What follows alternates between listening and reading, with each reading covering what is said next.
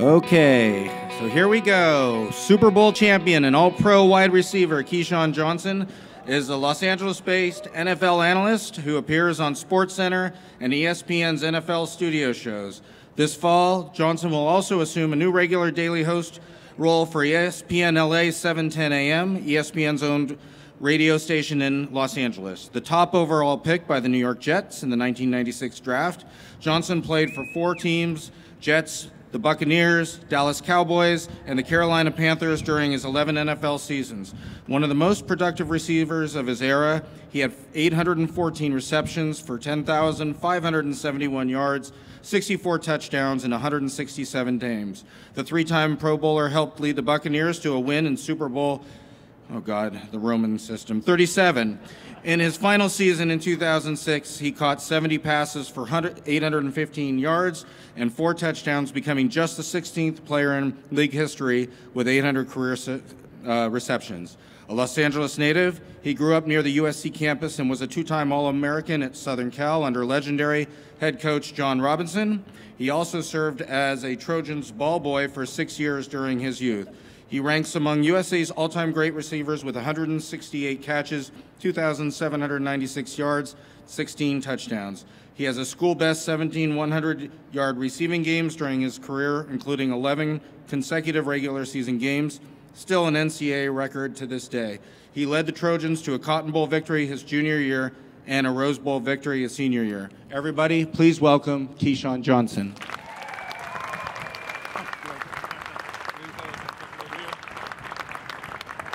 Thank you. Oh gosh, how do I take this off? I think I would know this. There we go. Thank you guys for coming out. Let me see if I can get this right. I'm just going to say 360 and you guys can figure out intensity or whatever that is. But what I want to do is I want to just kind of, for those of you that don't know me, I know he rattled off, my career to the degree in terms of a professional athlete as well as college. But those of you who do not know me outside of sports, I am the youngest of 6 children.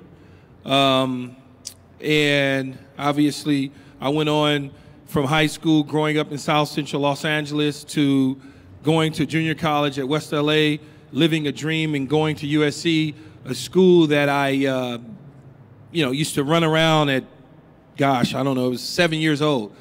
At 7 years old, I was running around USC because I lived across the street in the projects, across the street from the university, but I was basically adopted by the university along with a bunch of my other friends, and it gave me hope, it gave me life to know that I could accomplish something outside of what I've seen on an everyday life, whether it was drugs on the street, police officers, brutality, whatever you want to call it. I got over that because of that university. So I'd like to thank the university for allowing me to continue to get an education and become something successful in life.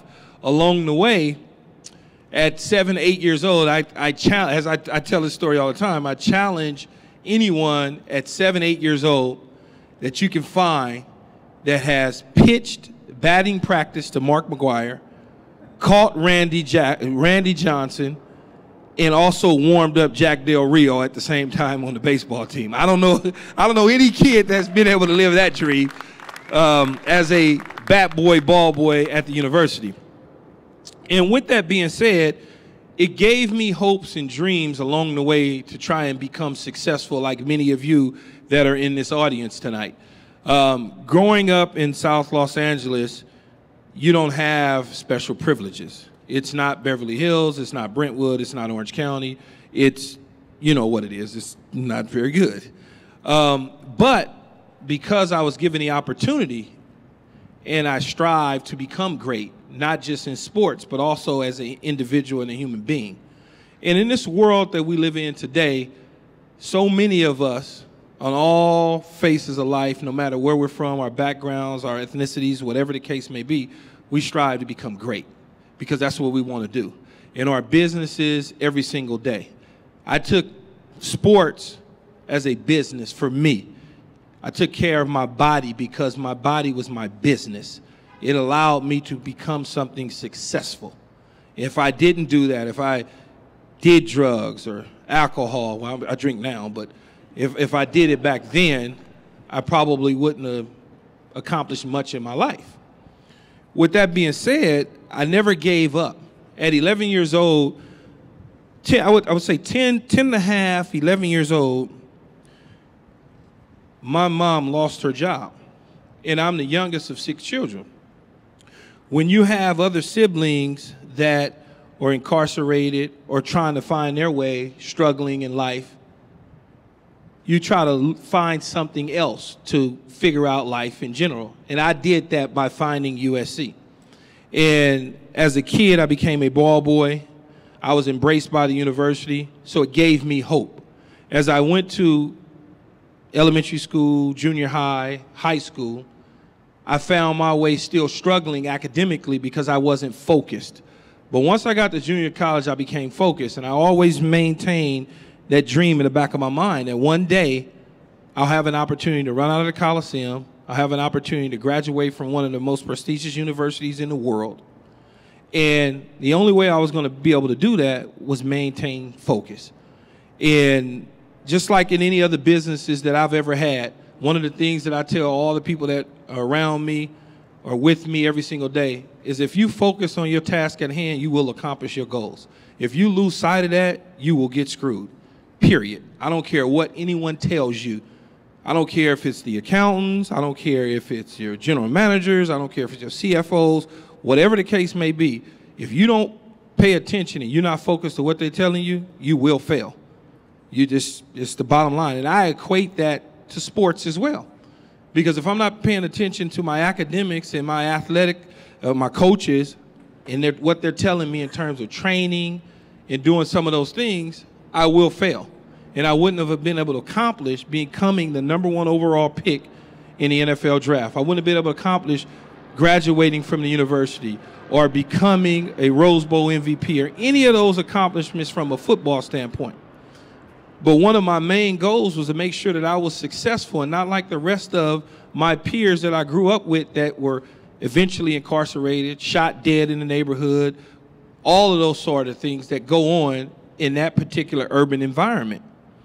And as I continue to embark upon becoming a successful NFL player, one of the things that I always promised to my mother is that I would graduate from the university. I had a chance and an opportunity to leave the NFL, go to the NFL my junior year of college. Short of a degree, I could have gone on and been a top 8 pick, millions of dollars, successful, all of those sort of things. But short of a degree, I took a chance because I believed in myself. I went back to school my senior year, could have gotten hurt, could have completely got just, out of the draft, the whole deal. I took a chance on myself, bet on myself. And I said, you know what? One of the things is I'm going to accomplish something that nobody else in my family has ever accomplished, and that was graduating and going to college and graduating. I did that. I did that my junior. I came back my senior year, surpassed the NFL my junior year. And a lot of people felt that I was, in this world that we live in, it's money, money, money, money. So a lot of people felt I was crazy by doing it. Some people do it and it doesn't work out. Others do it and it's great. I happen to hit. It worked out for me. But along the way, I was able to give my mother my degree and let her see, hey, this is what I've accomplished. I'm the first of any of your children, of any of our major family, to graduate from an institution. And that's one of the proudest moments for me. As I continued the path of my career, I looked at it as my next step in life is to try and be successful in the NFL. I think for the most part, I felt my career went as planned. I won a Super Bowl. I was the #1 overall pick. I did everything I wanted to do. I accomplished a lot early. I went to Pro Bowls. I went to playoff games. I broke records. I did all of those sort of things. In an 11-year career, at the time I got to my 11th year in my career, it wasn't something that I wanted to do anymore. It's a thing in professional sports, in particular in football. They say a guy retires a couple years early even though he's still playing, but he hadn't announced it yet. And that's where I was at. I retired probably in my 9th year. I was checked out of the game, but I still had more to do from my body standpoint. I felt I could still play, but mentally, I said I didn't want to do it anymore. So when I got to my 11th year in the NFL, I decided that it was time to say goodbye to the game. But I had already prepared myself in year 1 for year 11.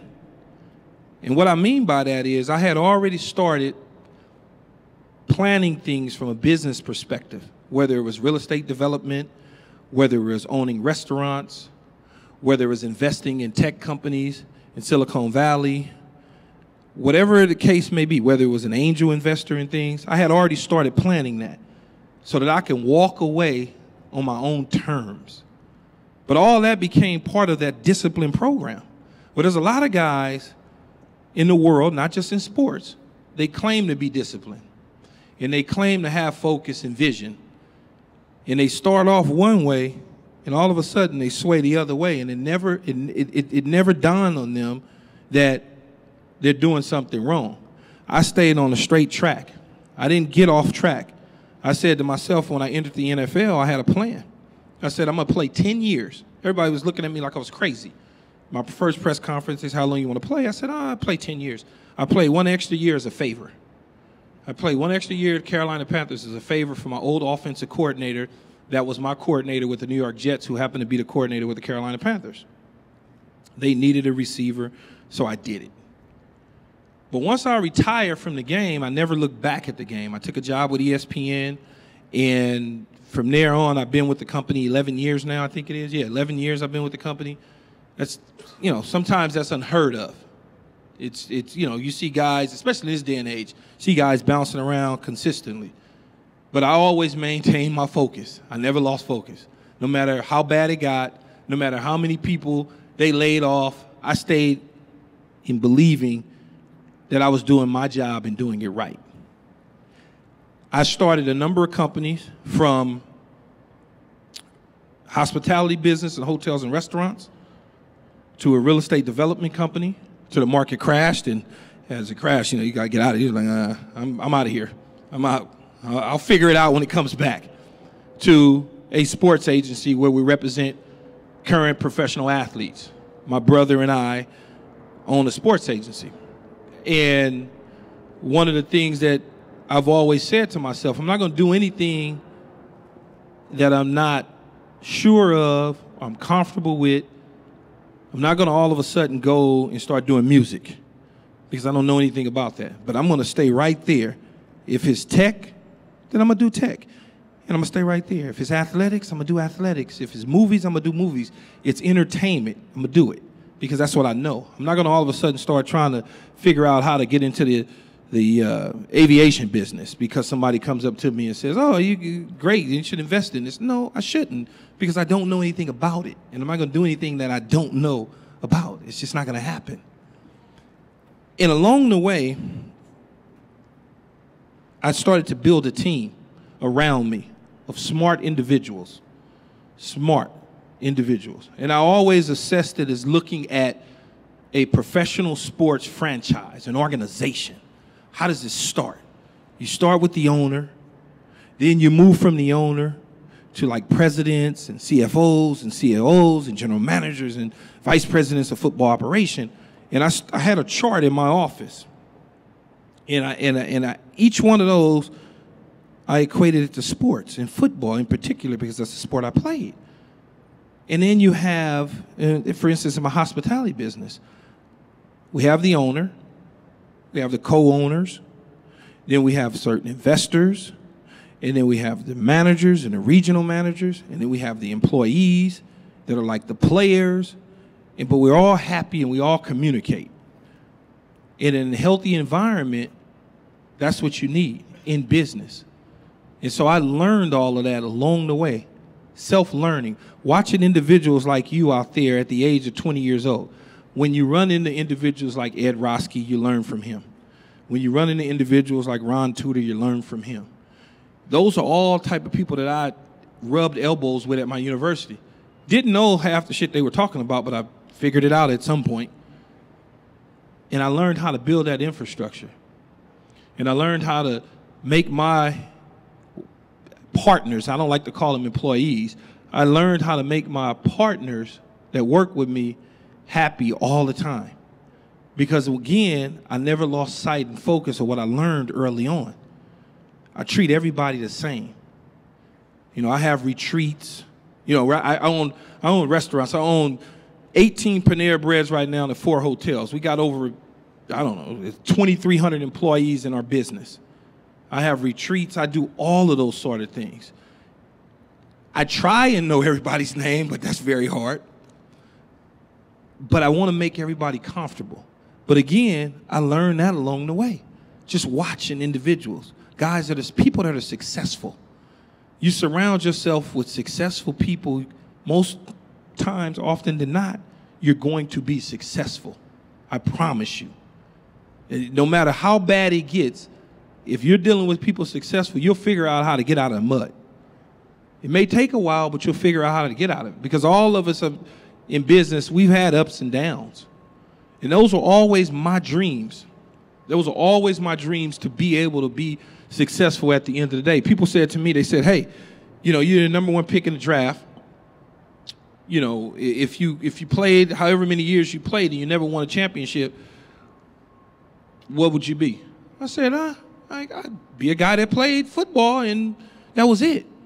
But if I won a championship, to me, I was be successful. Because the last thing I need you guys to be talking about in your bar time and hanging out is, Keyshawn Johnson, he was really a good football player. And the next thing is, you know, he really never won shit. No, I never wanted to cross that path. I never wanted to cross that path because that hunger and that desire was always there, because I never lost focus of what I wanted to do. And that was what I wanted to do. I wanted to be a champion. You know, a lot of guys, and people talk about in sports, they say, you go, you play, you move, these guys just want the money. Maybe some do. But I can guarantee you a lot of them would trade that money for a championship. They may never ever tell you that, but trust me, they would. Because that conversation of being a champion in any business, the #1 tech industry here, there, whether it's Google, whether it's Facebook, they want to be the champion. That's why they keep creating shit. They got all the money in the world, but they keep creating because they want to be at the top. You know, Amazon's not trying. How much money, what is he worth? 900 billion or something? But he wants to be at the top. That's why he keeps going and going and going. Guys building underground tunnels and shit for what? He doesn't need to do that, but he want to be the top. No, it's the truth. He wants to be at the top. He wants to surpass whoever's there. That's the way it is. It's that way in business too. You know, McDonald's, they got 9 million stores. They keep changing their menu every other day because they gotta catch up, because they want to be back at the top. They were the top many years ago when well, you guys are a lot older than me. When y'all was young. When y'all was young. No, I'm just joking. But when we were young, they were at the top. Nowadays, 95% of this audience wouldn't walk into McDonald's. You wouldn't walk in. You wouldn't even give it to your kids half the time, half of them, because they're not at the top right now. You're looking for other alternatives in burgers. You're just looking for those things.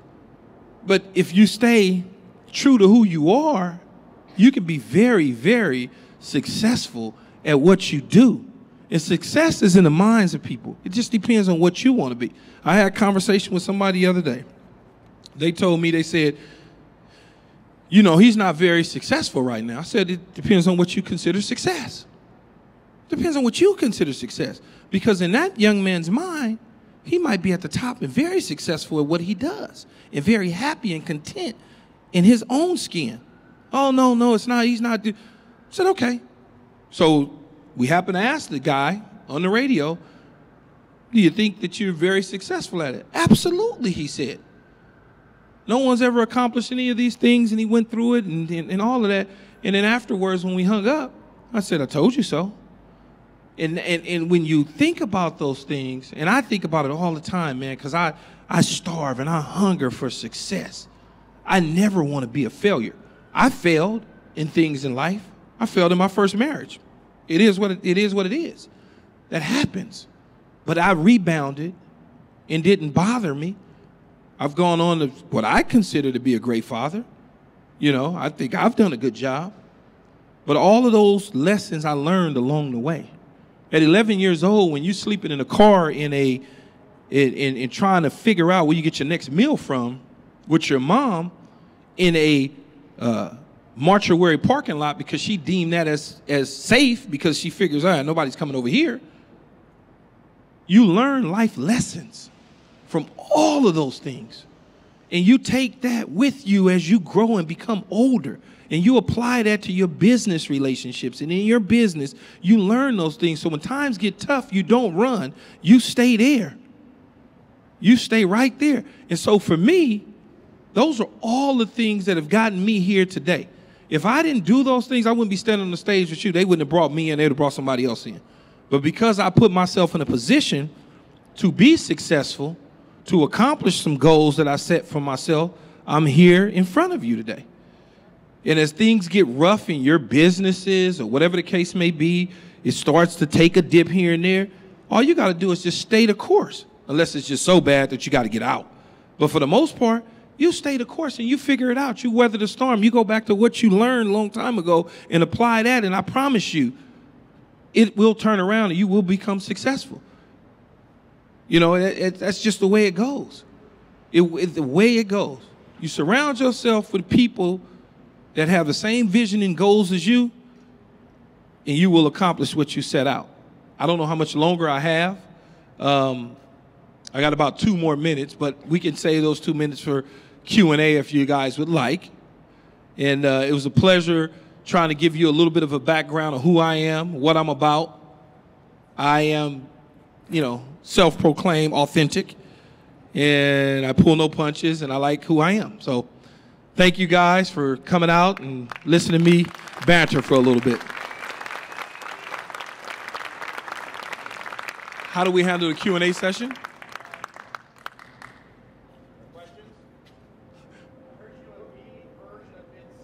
No. No.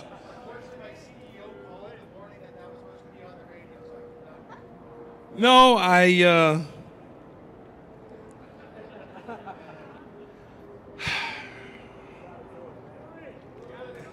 trying to think. Let me see. Dodger baseball. That might get it a little bit, right? The lineup looks like this. The Dodgers have Mariano Duncan at short. Steve Garvey is at the first base mound with Boomer behind the plate. On the mound is a young Fernando Valenzuela, a 19-year-old kid from Mexico. He's a big left-hander with a screwball. The thing that you got to understand about Fernando is when they took the offer on him out of Mexico, they made a decision in 1980 to bring him up for the minors. The thing that you got to realize here, something like that. Something like that.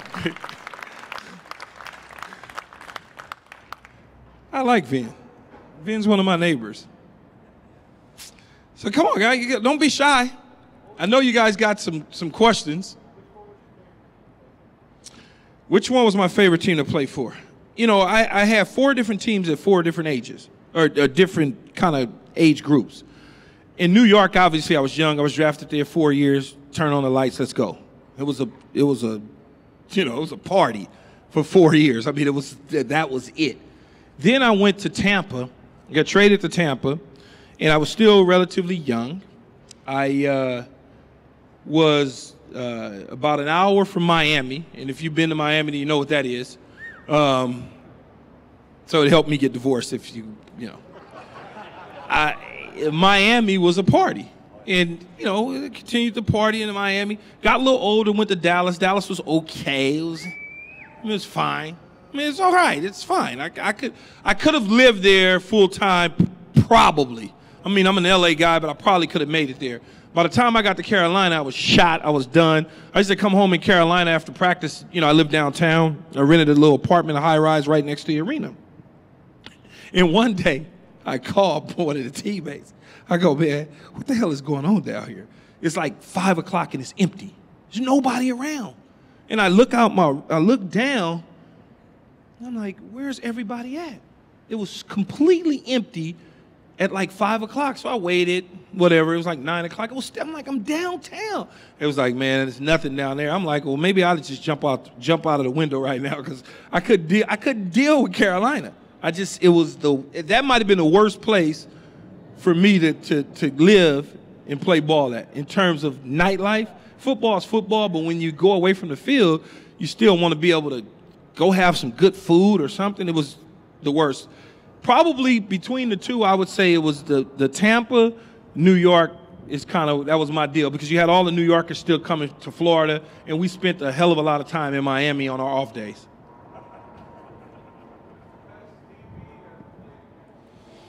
Best defensive back I ever played against? No, I never got it. I never got a hold of Richard. I wish I could have. I would probably, oh God, man. I keep saying those days, I'm making myself feel really old. We've had what happened is, so I got drafted in 1996. When I got drafted, it was me, Terry Glenn, and Eric Mose. We invaded the AFC East. So then the AFC East coaches said, we got to get some corners. So they started going out and drafting all these guys, these Sam Madisons and Patrick Surtains and Bucky Joneses, and all these guys that couldn't play.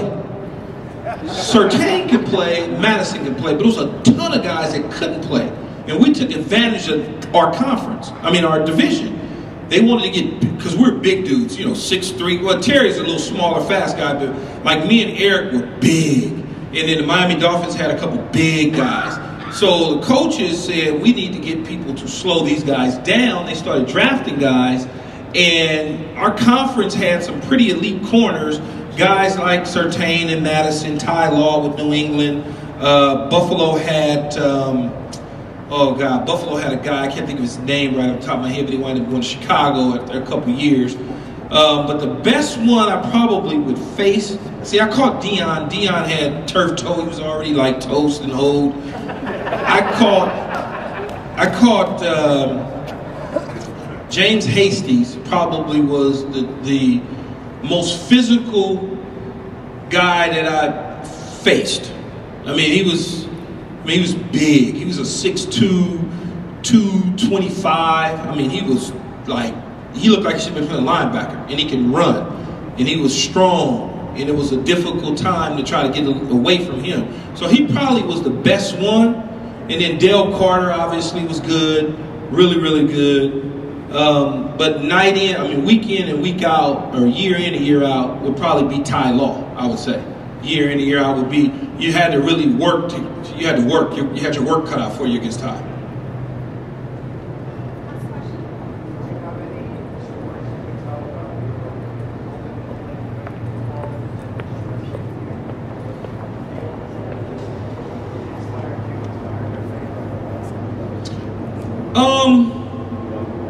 I got a couple.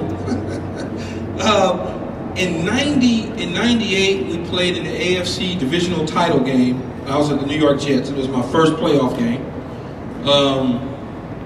And really, Bill Parcells, it was the night before the game, he talks to me and he tells me, he pulls me aside and he says, hey, it's going to be a day. We're going to get you off, period. End of discussion. It's got to be you. If we're going to win, it's got to be you. And they actually did that. Because sometimes coaches are so full of shit. They tell you that, and then they don't do it.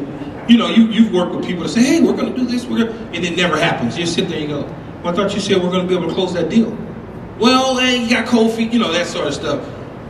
He came to me and he said, we're going to get you off. You're going to dominate. And I did it. Touchdown in the air, touchdown on the ground, interception on defense, fumble recovery on defense. It was like a whole deal. They used me on defense. They really put an emphasis on making sure that I got us to the next round. And it was just, it was one of the highlights, I would say, of my entire NFL career. Obviously outside of the Super Bowl, but just in terms of that was like one of the moments, the brightest moments. Unless you've actually done it, that high is just like an all-time, I mean, it's just, I mean, it's a whole nother level. And I mean, I got all sorts of different moments in professional sports that I feel good about. I felt good about my entire career. You know, winning a Super Bowl, there's a lot of, you know, I tell people all the time, I say, people say, well, you know, will you go to the Hall of Fame? No, I won't go. I played 11 years and I played with like 19 different quarterbacks. I didn't play the game to go to the Hall of Fame. I played the game to get rich, and I played the game to secure my family, and I played the game to win a championship. That's why I didn't play to get a ring from the Hall of Fame. That doesn't individually, but there's a lot, I tell people this, I say, there's a lot of individuals that would trade their careers for mine, but there's not a lot of guys that I would trade mine for theirs, except Jerry Rice. He's the only guy that I would switch with. Other than that, we're all the same. Because nobody will ever be the greatest of all times except Jerry. So it's all, it's, you know, it's the truth. It is what it is. He's the only guy. You know, you think about these arguments in sports, when you hear in all the sports, who's the greatest, who's the greatest, who's the greatest at that, you never hear anybody question the wide receiver position. You always hear them question another position. Who's the greatest quarterback? Or who's the greatest? Is it Jim Brown at running back? Or is it O.J. Simpson? Oh, I shouldn't say that. But is it, you know, all these different, no, seriously, they say all the other positions. That's the one position that you never hear anyone question. In basketball, who's the greatest guard? Is it Michael Jordan? Is it Kobe Bryant? Oh, who's the greatest basketball player? Is it LeBron? Jerry Rice? It's like, Jerry Rice. He's the guy. You know, and so that's the only one. Everybody else, we're all the same because we're chasing him. So, any more questions? Why number 19?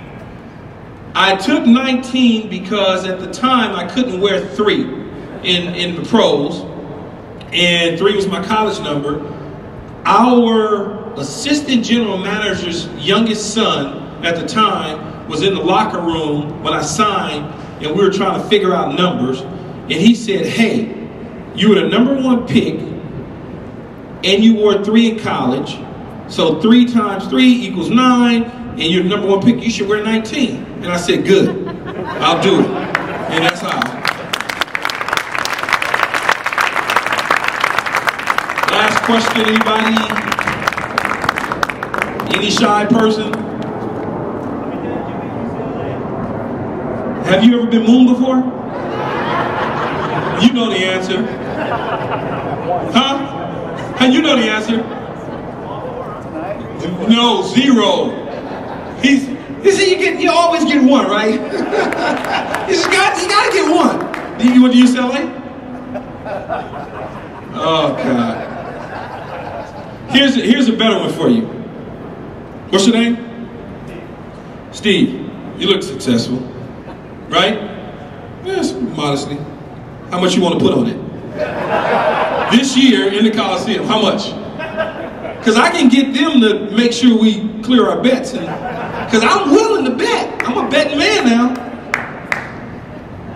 It could be 100, not 100,000. I don't want to do you like that. But it could be $100. It can be 200, 3. It could be all the way up to 1,000.